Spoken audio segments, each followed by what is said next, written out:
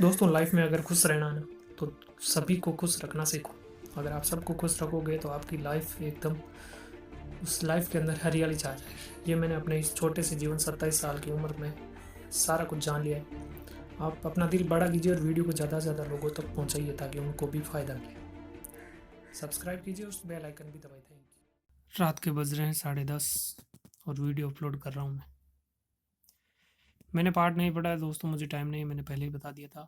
कोई गलती हो जाए तो मुझे क्षमा करना। कोई परिचय है मैं बीच बीच में आपको याद करवा दूंगा। यहाँ पर आपको पहला क्वेश्चन पूछा गया है, जैसलमेर की राजकुमारी जो कहानी के रचयिता कौन है। तो यहाँ पे सीधे सीधे तौर पर आंसर दे दिया इन्होंने, आचार्य चतुरसेन शास्त्री। अगला क्वेश्चन है आपके, आचार्य चतुरसेन शास्त्री किस पीढ़ी के साहित्यकार हैं। तो आंसर आपको इनमें से देना है, प्रगतिवादी, पुरानी पीढ़ी या मार्क्सवादी या आधुनिक पीढ़ी। तो इसका आंसर होगा पुरानी पीढ़ी। आपको पता ही होगा हम पाठ कौन सा पढ़ रहे हैं। जो ये कहानी है एक, इस कहानी का नाम है जैसलमेर की राजकुमारी आचार्य चतुरसेन शास्त्री जी की। अब मैं आपको यहाँ पे एक चीज पूछ रहा हूँ कि आचार्य चतुरसेन शास्त्री जी का जन्म कब हुआ। तो आपको इस क्वेश्चन का आंसर मुझे पता है कि आपने याद कर लिया होगा, क्योंकि हम एक दिन पहले बता देते हैं इस चीज का टेस्ट होगा और उसके बाद में हम टेस्ट लेते हैं। तो आचार्य चतुरसेन शास्त्री जी का जन्म आपको बताना है।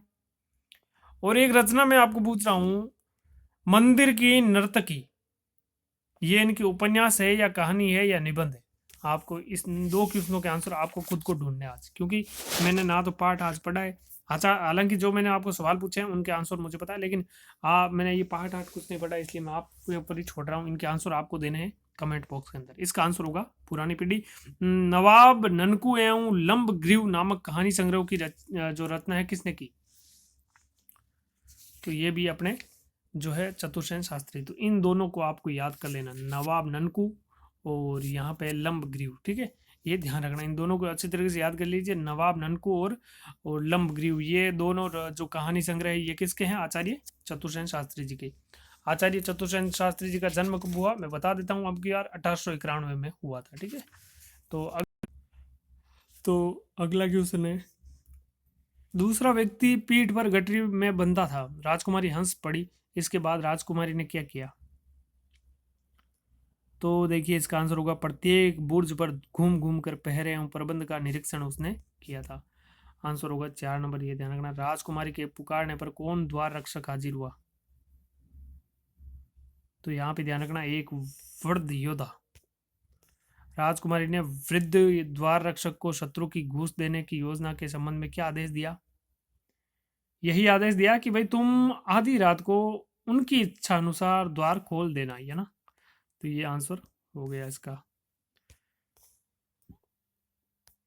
तब ले इतना कहकर राज, तब ले, ये है ना, इतना कहकर राजकुमारी ने तीर छोड़ दिया। ये शब्द कहते समय राजकुमारी के मन में क्या भाव थे। तो उनके मन में थे क्रोध। अब हमें उस गुप्त मार्ग से महलों तक पहुंचा दो जिसका तुम्हें, जो तुमने है वादा किया था। ये वाक्य किसने किससे कहे थे। तो ये कहे थे मलिक काफूर ने उस वृद्ध द्वार रक्षक से। मैं वादे का पक्का हूं, ये वाक्य किसने किससे कहे थे, मैं वादे का पक्का हूं, द्वार रक्षक ने मलिक काफूर से कहे थे। द्वार रक्षक के गायब हो जाने पर परिणाम क्या हुआ। द्वार रक्षक के गायब हो जाने पर जो परिणाम हुआ, मलिक काफूर वे उसके सैनिक चक्रव्यूह में फंस गए। राजकुमारी रत्नवती ने हंसते हुए राव रतन सिंह को क्या आश्वासन दिया। तो आश्वासन यही दिया कि पिताजी दुर्ग की चिंता मत कीजिए, मैं उसकी रक्षा करूंगी, आप निर्भय होकर शत्रु से लोहा ले। अगला क्वेश्चन है, हम लोग कल से एक मुट्ठी अन्न लेंगे, आगे ईश्वर मालिक है। ये वाक्य किसने किससे कहे। तो ये वाक्य के राजकुमारी ने मलिक काफूर से। अगला क्वेश्चन आपके लिए है, राजकुमारी ने अतिथियों और मलिक काफूर व उसके 100 सैनिकों को कितना अन्न रोज देने को कहा। तो 2 मुट्ठी उनको देने के लिए कहा था। मलिक काफूर की आंखों में आंसू क्यों भर आए। तो भाई उनकी आंखों में इसलिए आंसू भर आए क्योंकि राजकुमारी का शत्रु के प्रति जो आतिथ्य भाव उन्होंने देखा, वे दया देखकर इनकी आंखों में आंसू आ गए। क्या राजकुमारी किला देने को तैयार है। ये वाक्य किसने किससे कहे। तो ये वाक्य कहे थे अलाउद्दीन ने गुप्तचर से। अब मैं यहाँ पे आपको 2-4 सवाल पूछ लेता हूँ। यहाँ पे देखिए आपको ये बताना है कि जो इनके आचार्य चतुर्सेन शास्त्री है, इनका जन्म और ये तो आपने बता दिया होगा। अब मैं आपको पूछ रहा हूँ इनके कहानी संग्रह कौन-कौन से हैं? 2 तो मैंने आपको शुरुआत में ही बता दिए, नवाब ननकू और लंबग्रीव। लेकिन अगले 2 हैं जो मैं एक बार और बोल देता हूँ, बड़े ध्यान से सुन लीजिएगा, रजकर्ण और अक्षत। रजकर्ण और अक्षत, ये है इनके कहानी संग्रह। कौन-कौन से? नवाब ननकू, लंबग्रीव, रजकर्ण और अक्षत। ये क्या है? ये है कहानी संग्रह किसके? आचार्य चतुर्सेन शास्त्री जी के, जिनका जन्म हुआ 1891 में। कहाँ हुआ? यूपी में, है ना। मैंने सारे क्वेश्चनों के आंसर बता दिए इसी वीडियो के अंदर। तो आपको वीडियो के साथ लगातार बने रहना है और वीडियो को लाइक करते जाना है और वीडियो को ज़्यादा से ज़्यादा अपने दोस्तों के साथ शेयर भी करते रहना है। अगला क्वेश्चन है, अलाउद्दीन कब हत बुद्धि हो गया? तो अलाउद्दीन है जो हत बुद्धि हुआ कब? जब गुप्तचर ने उसे किले में रसद पहुंचाने की सूचना दी। जब उससे गुप्तचर ने कहा कि महाराव रतन सिंह ने शाही सेना को मालवा तक खदेड़ दिया है। जब गुप्तचर ने उसे बताया कि शाही फौज के लिए अब किसी तालाब में पानी नहीं है। तो इसका आंसर होगा उपयुक्त सभी। अगला क्वेश्चन, प्रभात के समय राजकुमारी ने दुर्ग प्राचीरों पर खड़े होकर क्या देखा? तो यहाँ पे मैं आपको बता देता हूँ, ये देखा कि शत्रु सेना है जो डेरे डंडे उखाड़ कर है जो जा रही है। और अगला उन्होंने देखा कि महाराव रतन सिंह झंडे को फहराते हुए विजयी सेना के साथ दुर्ग की ओर आ रहे हैं। गुप्तचर ने अलाउद्दीन से कितने माह तक भी जैसलमेर किला हाथ नहीं होने की आशंका जताई? तो यहाँ पर ध्यान रखना 8 माह, सॉरी सॉरी, यहाँ पे 9 माह ना, ये ध्यान रखना 9 माह। और मंगल कलश सजे थे दुर्ग में, प्रत्येक वीर मिल रहा था। जैसलमेर दुर्ग में विजय उपरांत प्रत्येक वीर को क्या मिल रहा था? तो प्रत्येक वीर को पुरस्कार मिल रहा था।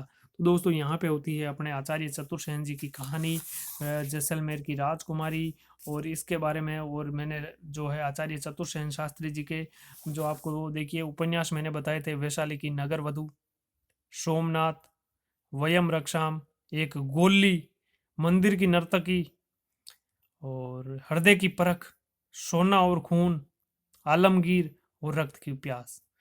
और ये तो मैंने बताए थे इनके उपन्यास किसके? आचार्य चतुर्सेन शास्त्री जी के। कहानी संग्रह देखिए, नवाब ननकू, लंबग्रीव, रजकर्ण और अक्षत। ये क्या है? कहानी संग्रह। निबंध संग्रह, मेरी खाल की हाय, तरलाग्नि, अंतस्थल, है ना। तो ये है इनके निबंध संग्रह।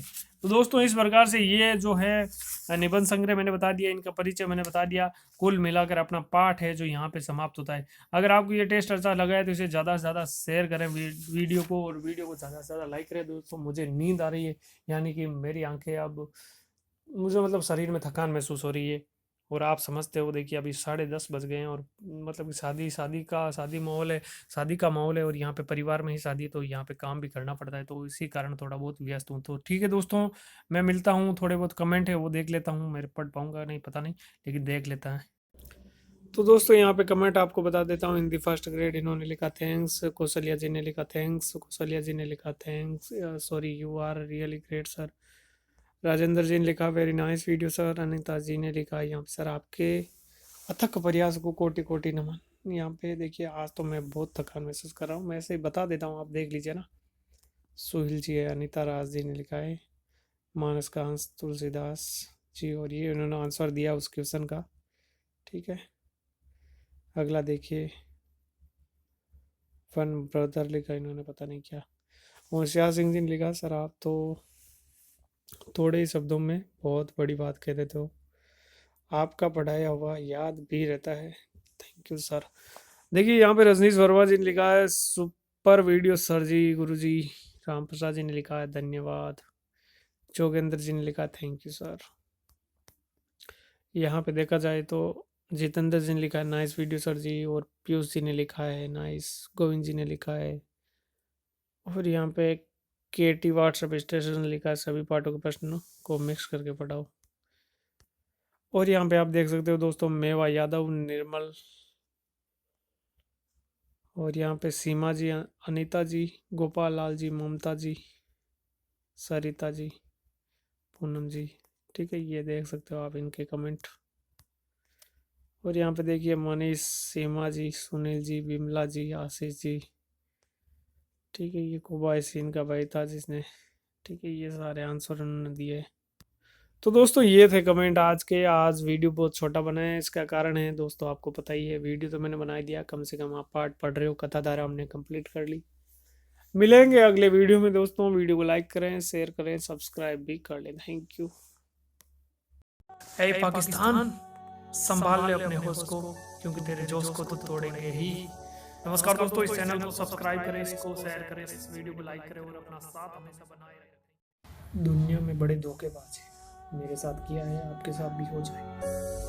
आप मेरा साथ हमेशा बनाए रखें, इस चैनल को सब्सक्राइब करें, इसको शेयर करें और इसको लाइक करें।